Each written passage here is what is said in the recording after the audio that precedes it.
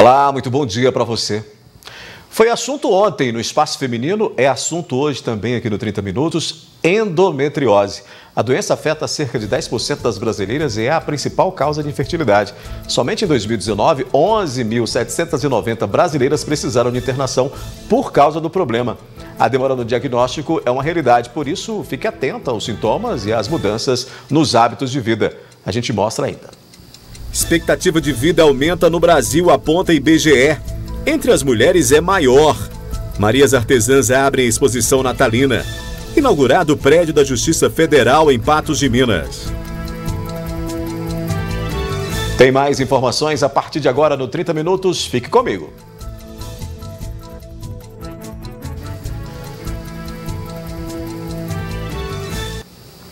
Já está aberta a exposição natalina da Associação das Marias Artesãs. A mostra segue até o dia 17 de dezembro. Presépios, manjedouras e arranjos florais. Tudo feito à mão pelas Marias Artesãs, por meio de palha, fibras de bananeira, pinho, cabaça, algodão, dentre outros materiais naturais. As lembranças fazem parte da exposição natalina da Associação das Marias Artesãs de Patos de Minas, que foi criada em 1997 por Marialda Cury, visando fortalecer o trabalho artesanal do milho no município. A artesã Maria Ruth explica que os trabalhos para a mostra desse ano tiveram início 3 meses atrás. A gente começou, desde mês de agosto a produzir, o artesanato para a gente, na época de Natal, a gente está aqui no mesmo lugar que a gente veio o ano passado, que é aqui na Getúlio Vargas. Então a gente está trabalhando desde mês de agosto.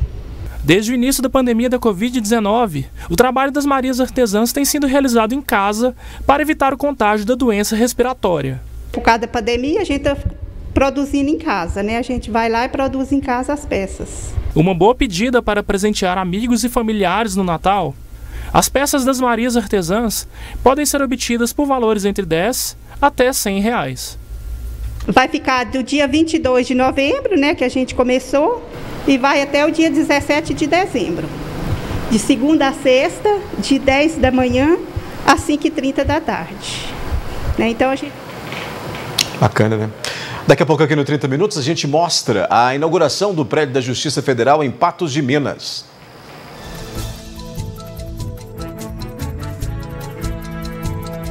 A posse de Vanderlei Rodrigues Rezende, o professor Delei, na Câmara Municipal de Patos de Minas, está agendada às 5h30 da tarde nesta quinta-feira. O suplente assumirá a vaga deixada por Lázaro Borges, cassado na semana passada por quebra de decoro parlamentar. Uma solenidade realizada na noite desta quarta-feira inaugurou oficialmente o prédio da Justiça Federal de Patos de Minas. O local recebeu o nome do patense Ademar Ferreira Maciel.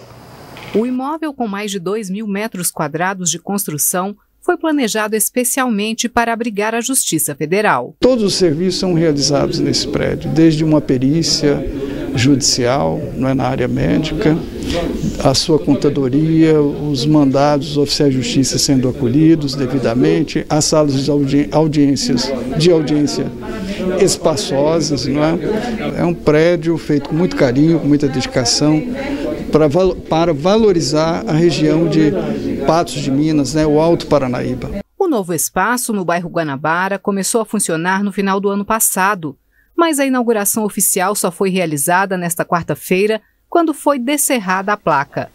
O Fórum de Patos de Minas recebeu o nome do ministro Ademar Ferreira Maciel. O patense ocupou uma vaga no Superior Tribunal de Justiça de 1992 a 1998.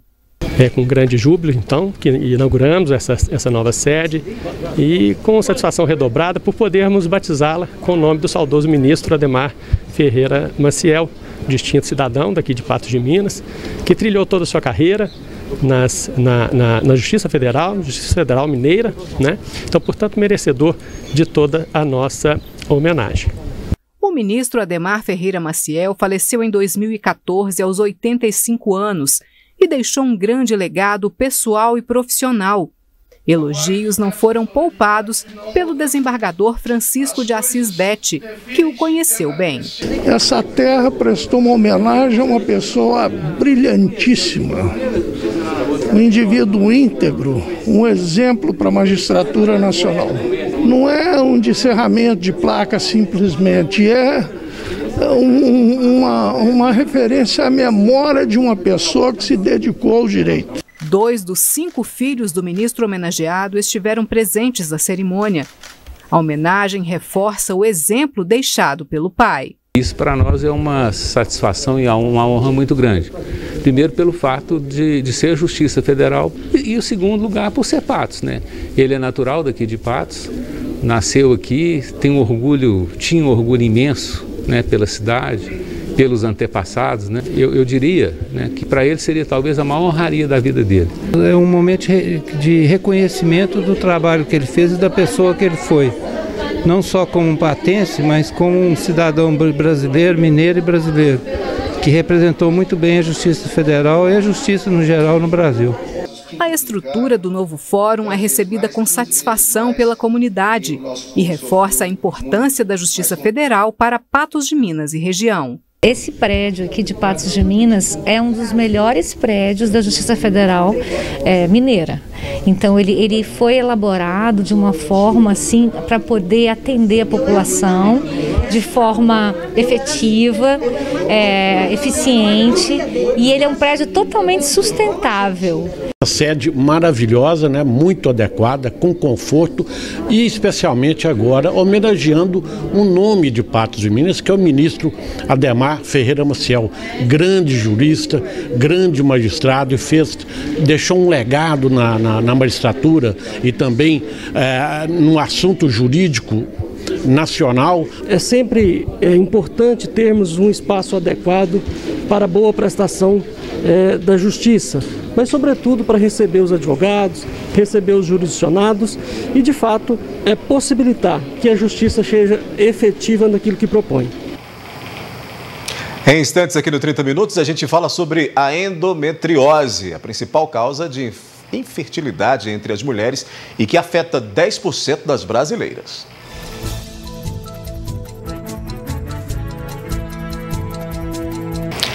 A endometriose é uma doença que afeta 10% das brasileiras e é a principal causa da infertilidade. Somente em 2019, 11.790 brasileiras precisaram de internação por causa da doença. A demora no diagnóstico é uma realidade, por isso fique atento aos sintomas e às mudanças nos hábitos de vida. As causas da endometriose ainda são desconhecidas, mas é uma doença comum. 1 a cada 10 mulheres tem a doença. No Brasil, são cerca de 7.000 diagnosticadas. É uma doença crônica causada por um desequilíbrio, dos nossos hormônios, onde a gente tem uma predominância, dos hormônios que a gente chama de estrogênio, e ele vai ativar focos de um tecido semelhante ao endométrio, que é a camada interna que recobre o útero, se chama endométrio. Então seria tecido semelhante ao endométrio em outros locais que não a parede interna do útero, na bexiga, no intestino, nos ovários, nos ligamentos do útero, pode estar em qualquer lugar do corpo. Quem tem endometriose pode apresentar dores intensas. Por isso preste atenção aos 6 Ds, como explica a médica. As 6 dores que acompanham a doença. Então seria essa dor pélvica crônica, que é um sintoma muito comum, a dor no período menstrual, que é aquela cólica menstrual forte, incapacitante, que atrapalha a mulher, às vezes até de exercer as funções dela do dia a dia, às vezes obriga ela a faltar do trabalho, faltar da escola, muitas vezes as pessoas apontam para ela como se fosse uma frescura. A dor na hora da relação sexual, que é uma dor quando tem a penetração, uma dor bem profunda, a dificuldade para engravidar e também a dor para evacuar ou a dor para urinar, principalmente no período menstrual. São os sintomas mais comuns. A Poliana descobriu que está com endometriose há 2 anos, mas desde a adolescência apresentava os sintomas. São mais de 20 anos aí, de luta, de procura de profissionais, relatava para vários, as dores que eu sentia e dizia que era normal. E aí o que a gente se pergunta? Porque às vezes eu sinto dor, mas aí você ouve de um profissional que é normal, aí fala, é normal, então qual é o parâmetro de dor? Eu não sei qual é o parâmetro de dor, eu não sei como é que é a dor do outro. Eu sentia dor para evacuar, eu sentia dor para urinar, dor na relação sexual, sentia fisgada. Mas é normal? Então, assim, entendeu? A gente também não sabe qual que é o parâmetro do normal, qual que é o parâmetro de dor de outra pessoa.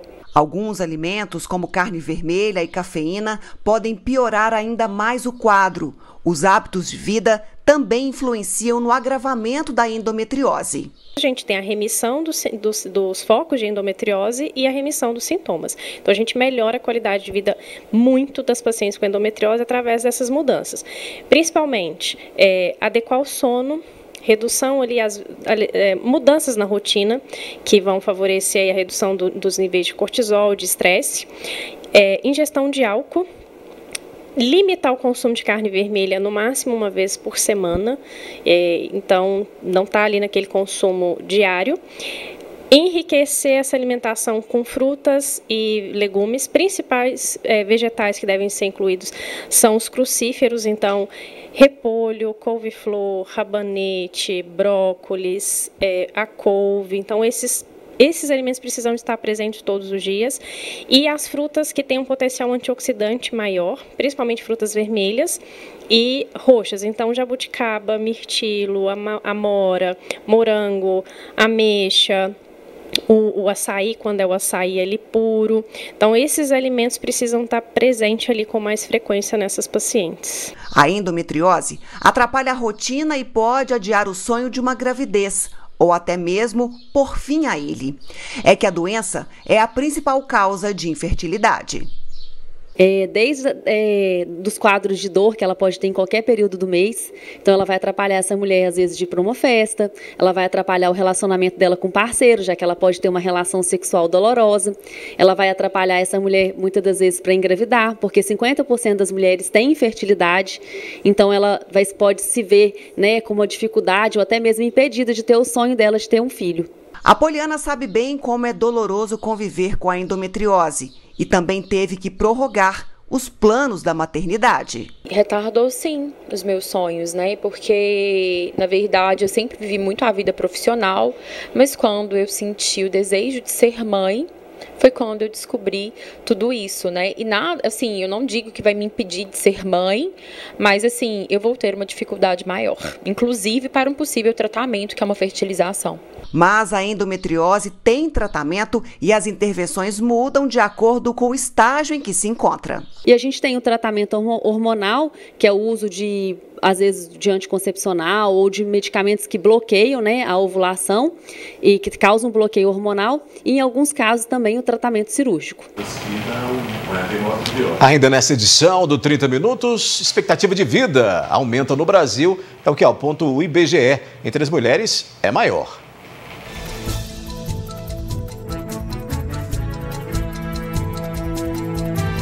A expectativa de vida no Brasil subiu para 76 anos e 8 meses em 2020, segundo divulgou nesta quinta-feira o IBGE. 2 meses a mais que os nascidos em 2019. Em 5 anos, a expectativa de vida subiu 1 ano e 3 meses. Ainda segundo o IBGE, a pandemia também aumentou o registro de mortes e a queda no número de casamentos. Pelos dados do IBGE, a expectativa de vida das mulheres nascidas em 2020 é maior do que a dos homens. Para a população masculina, 73 anos e 3 meses. E para as mulheres, 80 anos e 3 meses. Já o número de registros de óbitos no Brasil em 2020 chegou a 1.513.575, quase 15% mais que em 2019. A maior parte dos óbitos foi de pessoas a partir dos 60 anos. Para as idades abaixo de 20 anos, houve redução das mortes entre 2019 e 2020. Outro dado informado pelo IBGE é o número de registros de casamentos no Brasil, que teve uma redução de 26,1% entre 2019 e 2020, a maior queda da série histórica, afetado em cheio pela pandemia e isolamento social. Mas o recuo é observado desde 2016. Outro dado é com relação à idade da mulher ao dar à luz. De 2000 para 2020, a proporção de registros de nascimentos em que as mulheres tinham menos de 30 anos caiu de 76% para 62%. Já os registros de nascimentos cujas mães tinham 30 anos ou mais subiu de 24% para quase 38%. Ainda de acordo com o IBGE, em 2020 houve queda de 4,7% no número de registros de nascimentos em relação a 2019. Nasceram 2.678.992 crianças no ano passado. A gente continua aqui com 30 minutos. Está na Comissão de Legislação e Justiça um projeto de lei que quer proibir a utilização da linguagem neutra em Patos de Minas. A expectativa é que o assunto seja tratado pelos vereadores no mês de dezembro. O projeto de lei de número 5.375 de 2021, de autoria do vereador Gladstone Gabriel, tem o objetivo de proibir que a linguagem neutra de gênero chegue às escolas e cause transtornos para a sociedade. No modelo, é proposto, por exemplo, a substituição dos artigos feminino e masculino por X, E ou até pelo arroba. Este último, muito popular e difundido na internet. A linguagem neutra, ela é um dialeto não binário, ou seja, a intenção dele é excluir os gêneros, né? Poderíamos, por exemplo, dar alguns exemplos aqui. Não falaríamos meninos ou meninas, seria dito como menines, né? Ele ou ela seria ile, então todos ou todas seriam todes. Então, neste amplo espectro de palavras que poderiam surgir e poderiam realmente interferir nas comunicações, eu vi a importância, sim, de trazer esse projeto. A professora de língua portuguesa Gilza de Oliveira Mendonça explica que a linguagem neutra não pretende acabar com os gêneros femininos e masculinos, e sim criar um terceiro tipo de pronome para pessoas que não se identificam com nenhum dos dois gêneros. Nas escolas a gente trabalha nossa gramática tradicional e a linguagem neutra não faz parte dela. Mas é uma forma de trabalhar a inclusão das pessoas que não se sentem confortáveis mediante a marcação de gênero. Então é uma questão do respeito em relação a elas. O assunto foi levado até Gladstone por pessoas que se mostraram preocupadas com a possibilidade das mudanças na língua portuguesa. O vereador entende ainda que há prejuízos específicos para pessoas que têm alguma dificuldade de comunicação e que seria melhor prevenir do que remediar ao se evitar que a linguagem neutra seja utilizada no município. A pessoa que necessita da comunicação através de uma leitura labial, as palavras ditas de formas diferentes, será interferida então a comunicação. Uma pessoa cega que necessita, por exemplo, da leitura em braille, aquela palavra posta de forma diferente, como é que vai ficar o entendimento daquela pessoa? Então, essas pessoas deveriam novamente passar por um novo aprendizado da nossa língua portuguesa, e ainda mais as crianças que têm dislexia, que já apresentam grande dificuldade de aprendizado, como é que ficaria essa questão? O projeto está em análise na Comissão de Legislação, Justiça e Redação e pode multar quem insistir em utilizar a linguagem neutra nas instituições de ensino, caso a proibição seja aprovada pela Casa. É preciso colocar algo, né, que garanta o não uso desse tipo de dialeto em nossas escolas, seja na rede pública, seja na rede privada. E o poder público, para que ele interfira na rede privada, somente através de algum tipo de sanção, no caso multa. Quando é na rede pública, automaticamente consegue-se através dos processos administrativos. Mas, no meu entendimento, todos devem ser tratados de uma forma igual, por isso a multa foi proposta, mas é passível de alteração ainda. Para Gilza, a linguagem neutra de gênero é uma busca de uma forma para que haja inclusão, uma questão de respeito com as pessoas que ainda necessita de estudo. A linguagem, ela é universal. A língua, ela é social, ela é atrelada a um tronco linguístico. Nós temos a língua portuguesa, nós temos a língua francesa, nós temos a língua espanhola. E a fala, ela é individual. Cada um tem a sua peculiaridade na hora de se manifestar, tem os seus conhecimentos, né? Então, é o meu idioleto, eu enquanto pessoa, como que eu me comunico. Com essa a gente encerra o 30 Minutos de hoje, prometendo voltar amanhã às 11h30 da manhã. Quem chega dividindo tela comigo é Gui Boaventura. Olá, Gui, boa tarde para você. Olá, Daí, boa tarde, tudo bem? Tudo tranquilo, quinta-feira, estamos juntos aí. Ô, rapaz, já é quinta-feira, hein? Voou, né? Você vê, a semana tá passando que é... Passando muito rápido. Mas tá animado, Gui? Com essa semana tem sido boa para você? Como é que tem sido? Sei lá. É? Tá desanimado, hein? É só no final da semana que você para e fala assim, vamos fazer a contabilidade. Se for positivo, de hoje para amanhã pode mudar alguma coisa. Tem que trabalhar para isso. E sobre a linguagem neutra, você tem opinião? Que a gente acabou de mostrar aí? Não. Não? Não tem. Polêmico demais, né? Assunto que daqui a uns anos a gente vai continuar ainda discutindo isso. Você sabe que eu acho que tem coisa que não é tão necessária assim?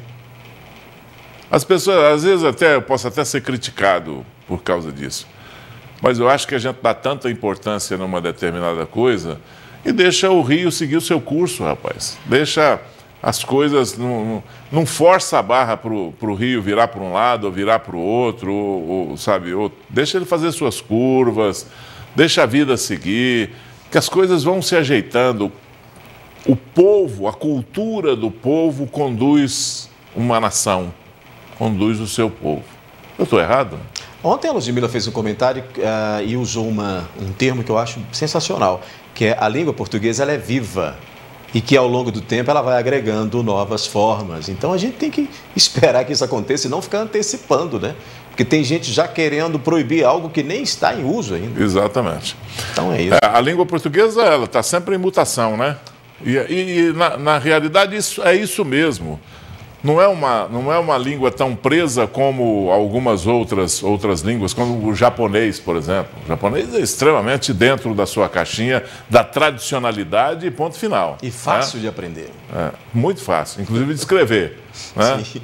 Mas a língua portuguesa, você sabe de onde veio o C? O C, que hoje já se diminuiu. Você vai, não é isso? Sim. Você sabe de onde veio isso aí? Lá de trás do coloquial vossa mercês, depois vós me ser, depois você, agora você. Não se usa como escrita, mas se fala muito, né? O C. Não, usa hoje como escrita. Principalmente com o advento da internet. Hoje eles estão... Cada coisa que você vê escrito na internet, que o povo está fazendo agora, que você fala, onde é que vai parar esse português, né? Cadê? Só o cadê? Cadê? Colocar C lá na redação do vestibular vai dar problema. Mas assim, probleminha. É coloquial, né? É coloquial e a língua portuguesa ela vai absorvendo isso. Até porque a nossa língua ela vai do latim ao espanhol, a várias outras vertentes, né, que acabou se juntando e formando essa forma que a gente fala. E a gente fala português, mas o nosso português de Portugal, por exemplo, é muito diferente. Então, a gente falando isso, percebe que a nossa língua ela vai se adequando. E aí tem expressões que as pessoas às vezes até criticam e tal, não sabe, passa despercebido, né? Por exemplo, tem uma expressão que você deve ter ouvido muito quando era criança. Para onde você vai? Estou indo lá para Riba. Por que lá para Riba? Para Riba? Da onde vocês arrumaram isso aí? Isso é uma interferência de uma outra língua na língua portuguesa, que é o espanhol, né? Arriba é para cima, sabe? Então as pessoas falam, tem que saber de onde veio, por que acontecem as coisas. Mas está errado. Bom, mas tem que entender que a cultura é que manda, né? Que o que nasce do povo, cria raiz e fica. E a nossa língua é muito rica, né? A gente tem que realmente cuidar dela. Ô Gui, bom programa para você aí, ótima quinta-feira, viu? Amanhã a gente fala mais. Ô Daí, obrigado, viu? Valeu, Gui. Um abraço para você. Tchau.